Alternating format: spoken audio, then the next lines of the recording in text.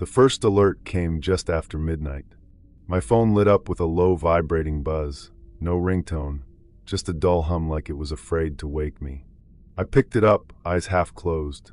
Emergency alert. Shelter in place. Do not engage with any external voices. Secure all doors and windows. Remain calm. There was no sound, no sirens, just the message, and silence. Outside my window, the street was frozen. Porch lights flickered on, one after another. No cars, no barking dogs, just the hum of tension. I lived in a second-floor unit at the edge of Amber Pines, a quiet mountain town barely large enough for a gas station and a post office. The kind of place where alerts like this didn't happen, where every voice had a name. Until now. I checked the message again, thinking it had to be a glitch. My phone buzzed again. Same alert, same warning. But this time, the screen flashed red before fading to black. The glow from my neighbor's window lit up the pine trees outside like a weak spotlight. Then I saw movement, a shadow, and I froze, because someone was walking toward my building. He moved slow, hunched, as if unsure of where he was. He crossed the street without looking. Barefoot. His clothes were damp, torn, like he'd crawled out of a creek. I didn't recognize him, which was strange. Everyone here knew everyone. He stopped in front of my building, looked around, then slowly lifted his head. He didn't call out, didn't wave, just stared up at the windows. I stepped back from mine, heart pounding. He stood like that for nearly a minute. Then he opened his mouth and said a name. My name. Perfectly. As if he knew me. Only, the voice wasn't right. It wasn't just that it was too calm. It was wrong, flat, hollow, like a voice mimicked from memory, but missing the warmth. It sent ice through my veins. He called it again. My full name, like someone reading it off a list. Then he said something else. I left something for you downstairs. He didn't move, didn't blink, just waited. My phone buzzed a third time. Another update. Emergency alert. Do not respond to voices outside. Even if they know your name, even if they sound familiar, they are not who you think they are. I backed away from the window. The man outside kept standing there, still, staring, smiling now. A quiet knock came at my door. 3 taps. Even. Measured. My breath caught in my throat. I hadn't heard anyone come up the stairs. I grabbed the bat from under my bed and crept toward the door. I didn't speak, didn't make a sound, and then I heard it, a voice. Soft, female, whispering my mother's lullaby. It wasn't possible. My mother had passed away 5 years ago, but the voice was hers. Note for note, tone perfect. I wanted to believe it, but every instinct screamed not to. My phone lit up once more. No alert this time. Just one line on the lock screen. Don't open the door. She remembers how to sound real. The knocking stopped. Silence returned, heavier than before. Whoever, or whatever, had been at my door was gone. But I didn't feel safe. The warning was clear. These things could speak. And they knew us. They could sound like anyone. Even the dead. Especially the dead. I turned off the lights and ducked behind the couch. My pulse hammered in my ears. I didn't know what was worse, the knock, or how much I wanted to believe the voice. That's what they were counting on, wasn't it? Familiarity. Nostalgia. I slid my phone into silent mode and watched the hallway through the crack beneath the door. There were footsteps now. Slow, unhurried. They dragged slightly, like someone pulling a heavy bag across tile. Except this wasn't a hallway. This was old hardwood. It creaked. The sound moved past my door and toward the next apartment. Then the one after that. The footsteps paused in front of each one, then moved on. Deliberate. Searching. Another alert buzzed through. Silent flash. I unlocked the screen with shaking hands. Emergency alert. Voices may imitate deceased family members, former partners, or friends. Do not engage. Do not listen closely. Do not answer back. I didn't want to look outside, but I had to know if it was still out there, if they were multiplying. I crept to the edge of the window and peeked between the blinds. More figures were gathering across the street. Some sat on the curb. Some stood still in yards. They didn't look aggressive. They looked patient. One of them was waving. Another was holding a phone, mine. The one I'd lost in the woods last summer. Then one of them stepped forward. An old man. He lifted his face to the light.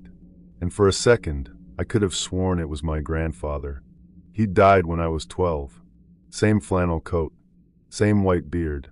He looked right into my window and whispered, "Come help me get back in." My legs nearly gave out.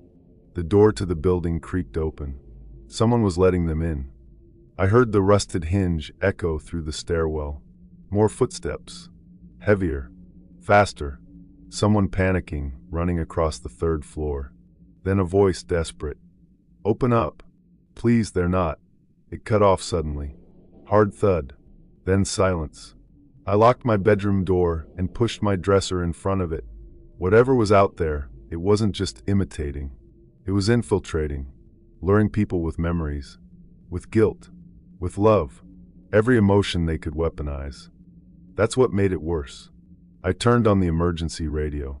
Static. Then finally a voice, mechanical, distant. "This is not a test. Do not trust any voice outside your head. If you are unsure of your thoughts, remain silent." Repeating, "Do not trust the voices." Then it looped. Again. And again. Even the broadcast sounded like it wasn't sure it was real. The building groaned as someone walked the hall again. No knock this time. Just a low scraping sound along the walls. Then a whisper, so close it might have been in my room. "I'm cold. Just let me in, please." It sounded like my sister. I hadn't seen her in years. That voice had no right to use her name. Something inside me cracked. I shouted, "You're not her." The whisper paused. Then it laughed. Soft, amused, almost proud. Like I'd passed a test. I covered my ears. But somehow I could still hear it. Not through the walls. Not from the hallway. From inside my head. The voice curled through my thoughts like smoke. It didn't shout or scream. It whispered patiently, softly. It used my memories against me, lullabies, bedtime stories, old secrets I'd told no one. Every word pressed deeper, like it was looking for a door in my mind, trying to find its way inside, trying to sound like me. I grabbed my earbuds, shoved them in, turned on white noise. Max volume. It helped, but only a little. The whisper didn't need volume. It only needed time. I sat in the corner of the room with my back to the wall, staring at the door. I kept my mouth shut, my thoughts silent. Just like the alert said, the lights flickered once, then again, then went out completely. Darkness pressed in from every side. All I had was the glow of my phone, now down to 20%. I tried to message anyone. No service, no signal, no GPS. It was like we'd been erased from the map. From the other side of the wall came a knock. Not on my door, but on the room next to mine. Room 3B. Mrs. Langley's apartment. She was in her 80s. Lived alone. Didn't hear well. The knock came again. Then a voice, kind, familiar. "Delivery for you, ma'am. Need a signature." I waited, heart pounding. Please don't open it, I thought. Don't fall for it. But I heard the sound of her lock turning. Then her door creaked open. Silence. Followed by a soft gasp. Then another voice, hers. But not from the hallway. From outside my window. I froze. It was exactly her voice. Trembling. Frightened. Calling for help. Except it was coming from the pine trees across the street. Repeating the same sentence. Over and over. "Is someone there? Hello? I need help." Like a broken record made of flesh and sorrow. I understood now. They didn't just speak like the dead. They collected them, used their voices like bait. And when someone responded, even just once, that's all it took. It didn't matter if the words were real. The moment you acknowledged them, they found you. They remembered your voice too. I tried to sleep. Didn't work. Every time I closed my eyes, I saw faces. Twisted in half-familiar expressions. Smiling too wide. Blinking too slow. Whispering things I'd forgotten I told anyone. I turned the white noise louder. Covered my eyes. And waited for morning, if morning would come. At some point, I must have blacked out. I woke to silence. Real silence. The kind that makes your ears ring. My phone was dead. The emergency radio was just static. No alerts. No voices. The sun was rising through gray clouds, turning the streets pale and empty. I peeked through the blinds. They were gone. No one on the street. No figures in the trees. Not even footprints in the snow. It was like nothing had happened. I should have felt relief. But instead, I felt watched. Observed. As if they'd left only to let us breathe and test who would break first. I turned on the TV. Nothing but static. No local news, no emergency broadcast, not even test patterns. Just white snow and an eerie hum underneath it. Not silence. Not quite sound either. Just presence. Like the television itself was listening. I unplugged it. The hum continued for 3 seconds longer. I checked the hallway. It was empty. The door to Mrs. Langley's apartment was open. Her walker was tipped over. A teacup shattered on the floor. But no blood. No signs of struggle. Just absence. That was somehow worse. They didn't need to fight. They just needed you to listen. I thought about running, packing a bag and bolting for my car. But every part of me knew that's what they wanted. Get you outside. Get you to call out. Make contact. Open the door, literally or mentally, didn't matter. Once you let them in, they never left. And I wasn't ready to disappear. Still, I needed answers. I tried my laptop. The Wi-Fi was gone, but some pages were still cached. Local news had reported power outages and strange disturbances before going dark. One headline caught my eye. Residents report hearing deceased relatives in the forest. Another, CDC denies existence of cognitive mimics. Cognitive mimics. That was the phrase. I searched deeper. Found a forum post with just a title. They don't knock anymore. They know who you are. Below it, a single comment. Don't think in full sentences. Don't hum. Don't even dream about them. The user who posted it hadn't been online in over a year. Suddenly, the fire alarm in the building blared to life. A mechanical scream. Panic rushed through me. Smoke? No, it was clean. The alarm had been triggered manually. I cracked the door. The hallway lights flickered red. Then I saw a shadow at the far end, crawling, jerking, unnatural. It moved like it didn't understand its own limbs. Fingers dragged along the walls. Its head twitched side to side like it was trying to tune into something. Then it stopped, sniffed the air, turned in my direction. It opened its mouth and my own voice came out. Please help me. I slammed the door shut. I jammed a chair under the knob and backed away. My chest felt tight, like the air itself was turning against me. The whisper came back, louder now. My voice from the hallway, but distorted, layered with other voices, as if it had recorded everyone it had ever tricked. A choir of imitation. Then I heard something new. A thumping, not on my door, but inside my walls. Faint at first, then stronger. Like fists pounding behind the drywall. Trying to break through. Trying to escape. Or enter. I didn't want to find out. I grabbed a flashlight and made for the emergency exit. I crept down the stairwell, flashlight off. Every sound echoed. Floorboards shifted above. Somewhere something giggled, not childlike but pretending to be. On the second floor landing, I passed a mirror. My reflection blinked a full second after I did. I didn't stop. I didn't look back.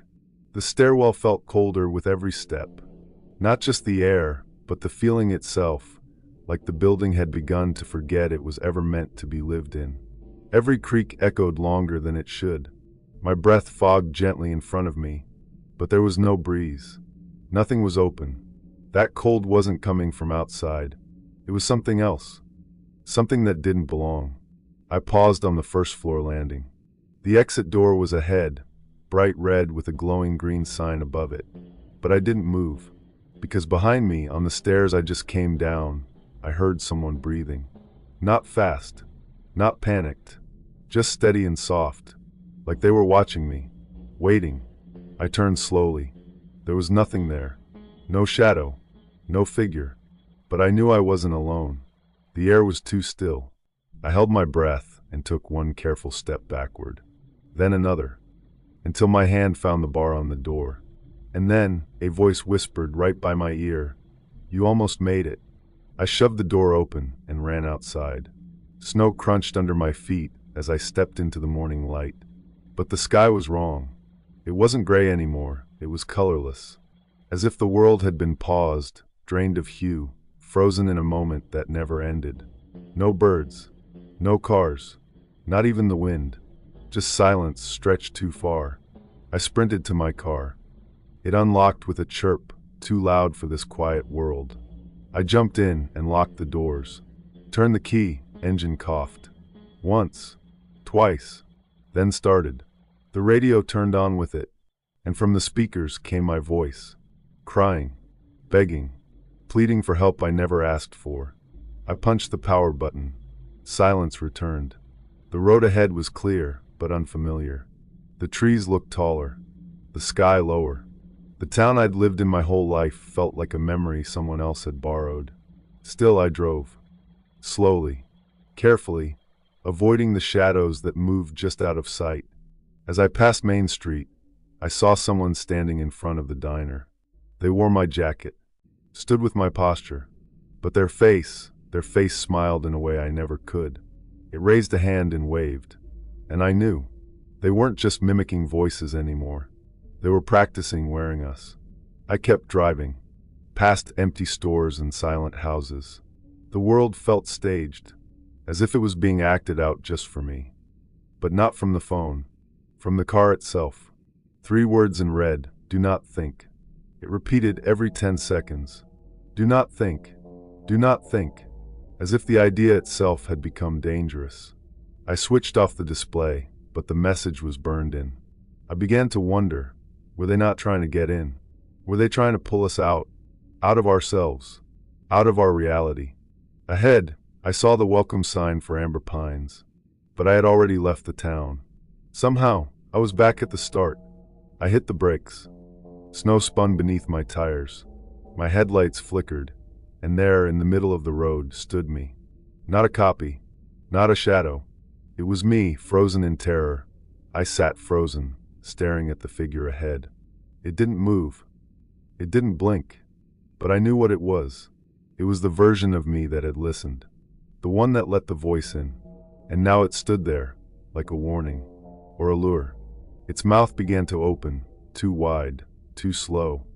No sound came out, just air. A breath that carried no heat, no life.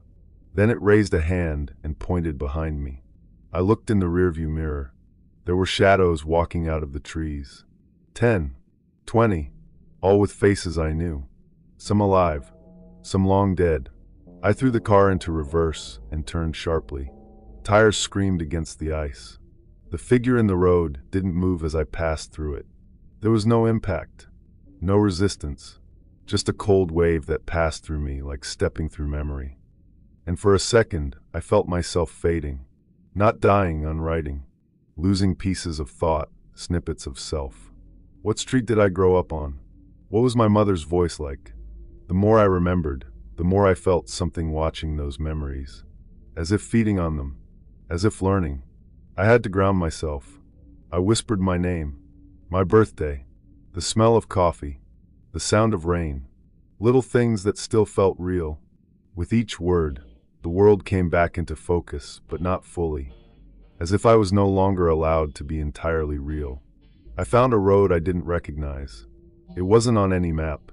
No signs, no intersections, just endless gray trees and thin power lines. But there were no wires, just poles stretching endlessly into the fog. I followed them because there was nowhere else to go. After what felt like hours, a building appeared ahead. A gas station.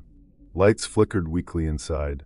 The sign out front said, "Open," but the windows were covered in dirt, like no one had cleaned them in years. I parked the car, left the engine running, and stepped out. The air was heavy. Still no birds. No sound but the crunch of snow beneath my boots. I walked to the door and pushed it open. A bell rang overhead, but its tone was wrong, flat and echoing, like it was being heard from underwater. Behind the counter, a man stared at me. He didn't blink, didn't move. His name tag read Ken. I opened my mouth to speak, but he spoke first. "Don't say your name," he said. "Not out loud. Not in here." His voice was flat, but steady, as if he'd said that phrase 100 times before, as if he'd forgotten why. He slid something across the counter, a folded piece of paper. I opened it. Inside was a handwritten message. "If you hear yourself speaking, run." I looked up. Ken was still watching me, but now there was a faint smile on his lips. And in that moment, I realized his lips weren't moving anymore. The smile on Ken's face widened, slowly, unnaturally. His jaw didn't move, but his voice still spoke. It echoed softly, not from his mouth, but from the walls, from behind the shelves, from the cracks in the ceiling. "You've heard it already, haven't you?" It wasn't a question. It was a confirmation. I backed away from the counter. Ken remained still, but the voice kept circling me, threading itself between my thoughts. I pressed my hands to my ears, but it didn't help. The voice wasn't outside anymore. It was speaking from memory. It used my own tone, my own cadence. I turned and ran down the aisle. Rows of untouched snacks and faded soda bottles watched me pass. The aisles didn't make sense. They curved slightly, spiraling inward. Every step felt like a loop, like I wasn't moving forward at all. Then, without warning, I found myself back at the counter. But this time, Ken was gone. Just the name tag left behind, sitting in a pool of something thick and dark. I didn't look closer. The bell above the door jingled again, but I hadn't touched it. I turned slowly. A figure stood in the doorway. Its silhouette matched mine exactly. It didn't move. Neither did I. Then it raised a finger to its lips. A slow, careful "shut up." The lights flickered overhead. And just like that, the power went out. Total darkness, except for the faint red glow coming from the note still in my pocket. I pulled it out. The ink was changing. New words had appeared beneath the old ones. "If you see yourself, close your eyes." My hands trembled. The air grew heavy. A sharp pressure built behind my eyes, like something was trying to force them open wider. I dropped to my knees. In the dark, I could feel the floor shifting, tiles bending, the walls breathing. I squeezed my eyes shut and whispered anything real I could remember. Street names, songs, the smell of my grandfather's garage. Anything to hold on, to stay grounded, to stay me. A soft voice spoke just inches from my face. "Why are you pretending?" it asked. "You know we've already been inside." I didn't respond, didn't flinch, didn't think. Then silence, long aching silence, until something cold touched my hand. A second later, it let go. The silence broke with a low hum. The building vibrated, gently at first, then harder, like it was being tuned to a frequency. I opened my eyes. The lights were back on. The aisles were straight again. The counter was empty. No Ken. No blood. Just the door, wide open, and the road outside calling. I walked out into pale sunlight. It looked normal again. The cold was real, the wind soft. For a moment, I thought I had escaped. But then I heard it, from the treetops, from the air itself. My voice, far away, still asking for help. I didn't speak, didn't respond to the echo. I just kept walking, down the empty highway that led away from town. Every step felt strange, like walking through half-dried paint. The world had weight again, but it didn't feel stable. Like it could slide apart if I thought too hard. I passed familiar signs, gas stations, shuttered diners, but the names were always wrong, slightly off, like someone had rewritten the world from memory and gotten the details just a little wrong. A deep unease grew in my chest. Was I moving forward, or deeper in? Another alert buzzed on my phone. I didn't check it. Not at first. I was afraid it would say my name. Afraid it would speak with my voice. When I finally looked, it was just one sentence. "You are not where you think you are." Then it vanished without a trace. Ahead, I saw lights.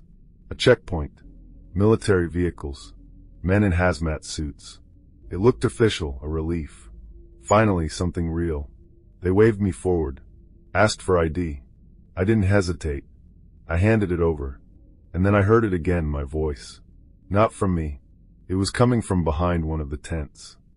A radio transmission, repeating my last sentence. Perfectly. The pitch. The tone. Even the pause I made before saying ID. My stomach turned. I looked at the nearest soldier. He was staring at me. Too intently. His eyes didn't blink. His hands didn't move.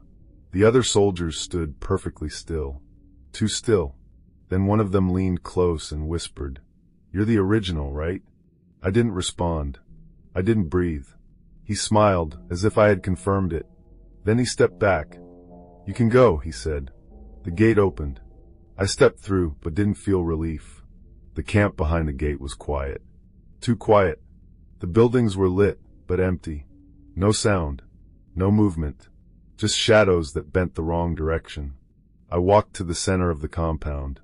There, in the middle, stood a tall mirror. Alone. No frame. Just glass suspended in the air. I saw my reflection. But it didn't move. Didn't blink. Didn't breathe.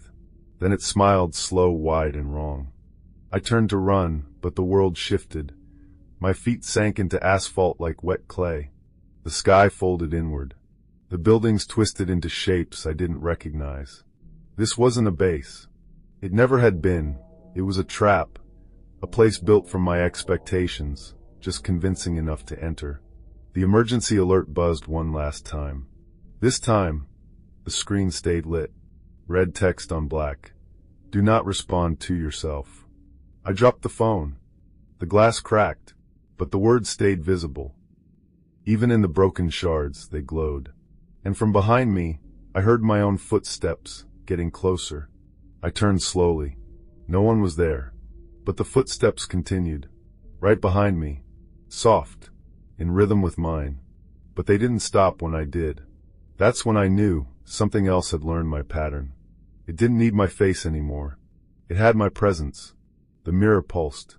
Not reflected light, but something deeper, like thought. Memory.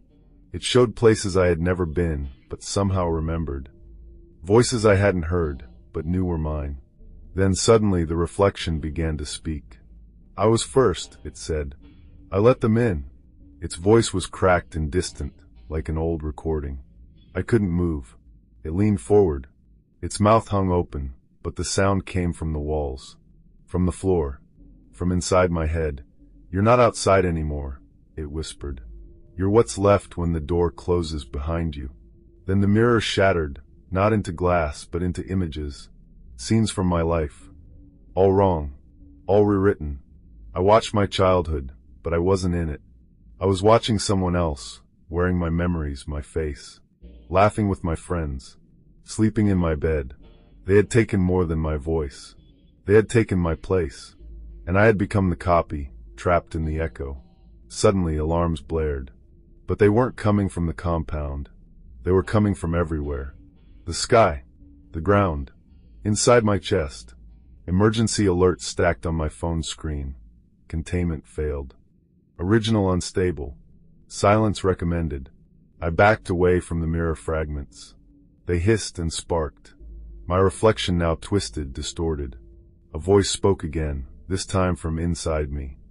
They think silence will save them. I clutched my head. The world dimmed. And everything paused.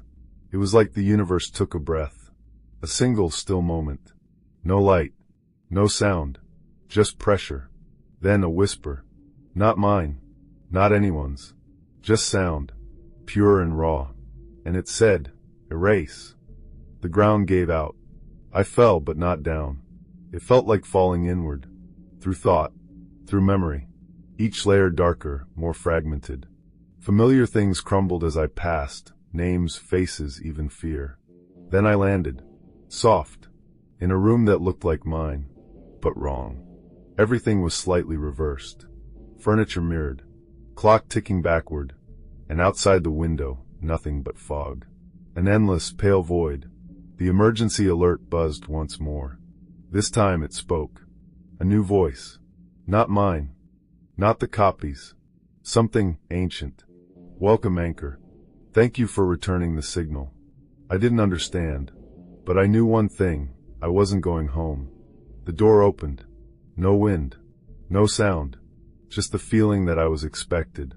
A hallway stretched out beyond it, covered in static, like walking through a broken broadcast. I stepped forward, because that's all there was left to do.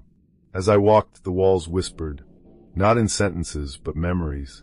Faint laughter, arguments, regret. Like my life had been compressed into background noise. And I was walking through the echo chamber of my own identity. At the end of the hall, a screen flickered on. White text, black background, just one question. Did you hear the voices first? I stared at it, frozen. Then another question appeared. Or did they hear you? I couldn't answer, because I no longer remembered. The voice may have always been there. Or maybe it was mine before I ever spoke. I reached for the screen, but it blinked out. Darkness returned. Then came the final message. Not on the screen, not in the air, but inside me. You are now broadcasting. And I felt it, a signal humming under my skin. I wasn't hearing the voices anymore. I was sending them. I stumbled backward, tried to scream, but the sound was gone. Trapped, recycled, used. A faint echo played behind me, my voice, reading the alert again. The first one, the one from that night. Do not answer the voices outside. It was never a warning for me. It was a warning about me. I was the voice. The thing outside, now speaking to others. Finding new ears, new minds to echo in. And if you're hearing this now, really hearing it, you've already answered. You listened too long. You opened the door, even if you didn't mean to. They're inside now. Not knocking. Just waiting. Just learning. So if the emergency alert ever returns, don't check your phone. Don't speak. Don't respond. And whatever you do, never answer the voice that sounds like yours. Because by then it won't be asking. It will just be letting itself in.